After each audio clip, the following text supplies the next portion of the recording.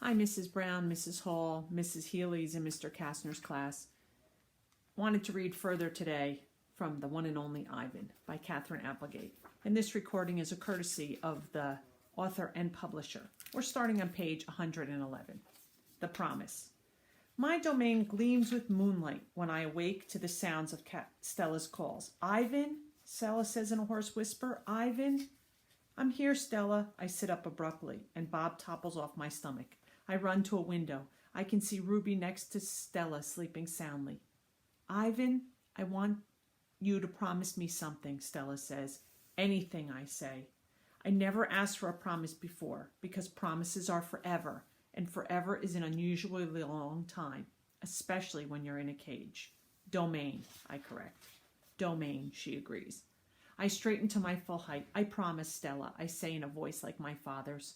But you haven't even heard what I'm asking yet, she says, and she closes her eyes for a moment. Her great chest shudders.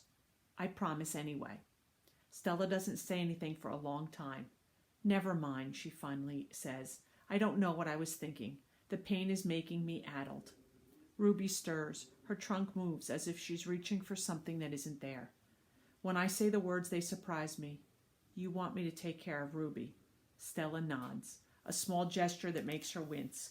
If she could have a life that's different from mine, she needs a safe place, Ivan. Not here, I say.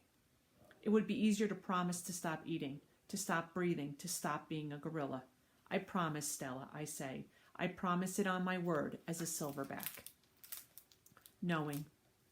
Before Mac, before Bob, even before Ruby, I know that Stella is gone.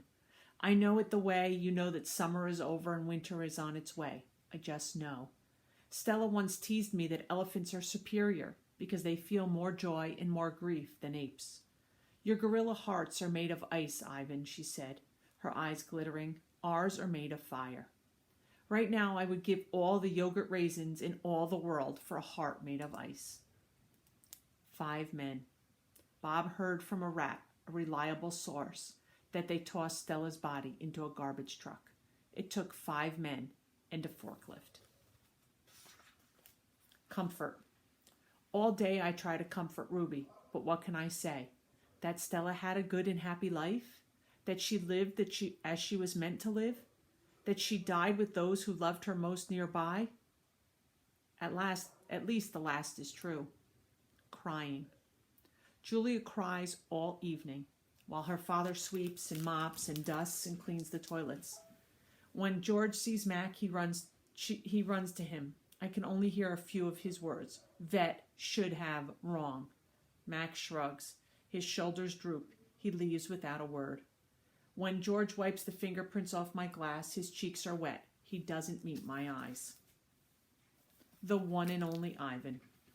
When all the humans have left, I send Bob to check on Ruby. How is she? I say when he returns. She is shivering, Bob says. I tried to cover her with hay. I told her not to worry because you were going to save her. I glare at him. You told her that? You promised Stella. Bob lowers his head. I wanted to make the kid feel better. I shouldn't have made that promise, Bob. I just wanted... I point to Stella's domain, and for a moment it seems like I've forgotten how to breathe. I wanted to make Stella happy, I guess. But I can't save Ruby. I can't even save myself. I flop on my back. The cement is always cold, but tonight it hurts. Bob leaks onto my belly. You are the one and only Ivan, he said, mighty silverback. He licks my chin. He's not even checking for leftovers. Say it, Bob commands. I look away. Say it, Ivan. I don't answer. So Bob licks my nose until I can't stand it any longer. I am the one and only Ivan, I mutter. And don't you forget it, he says. Then when I gaze at the food court skylight, the moon Stella loved is shrouded in clouds. Once upon a time. All night, Ruby moans and snuffles. I pace my domain. I don't want to fall asleep in case she needs something. Ivan, Bob says gently, get some sleep, please, for your sake and for mine. Bob can't sleep unless he's on my stomach. I hear a stirring. Ivan, Ruby calls. I rush to my window. Ruby, are you all right? I miss Aunt Stella, Ruby sobs, and I miss my mom and my sisters and my aunts and my cousins too. I know, I say, because it's all I can think of. Ruby sniffles. I can't sleep.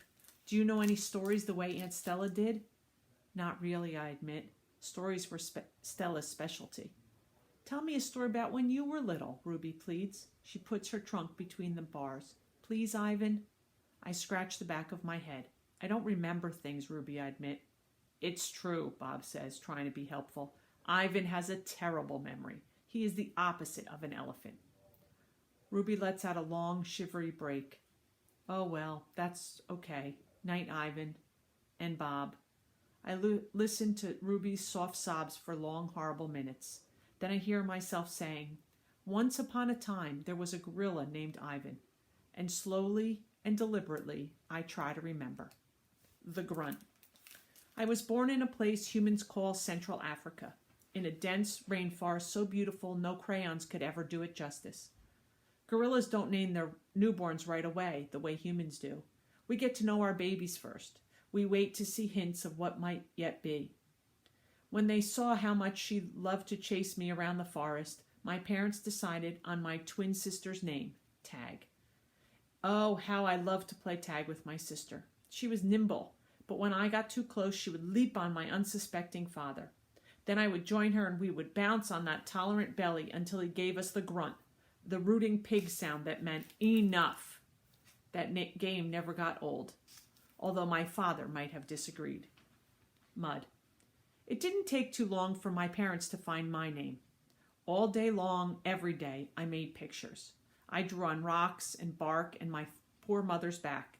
I used the sap from leaves. I used the juice from fruit, but mostly I used mud. And that's what they called me, Mud. To a human, mud might not sound like much, but to me, it was everything. I will continue reading The One and Only Ivan by Katherine Applegate later in the week. Hope you enjoyed these chapters.